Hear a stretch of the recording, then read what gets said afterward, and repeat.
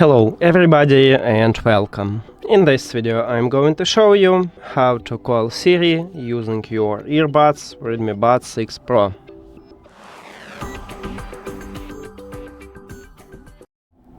And firstly we need to add this feature to the gesture, because by default you cannot call your voice assistant. To do this, you need to open Xiaomi Earbuds application, and of course you need to add this earbud to the app.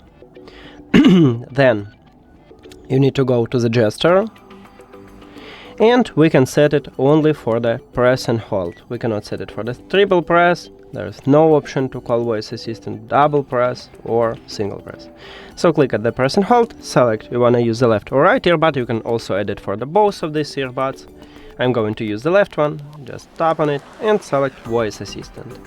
Now let's check it. So the touch area is located at the back side of your earbuds, right here at the top we have it, and I'm going to press and hold the touch area.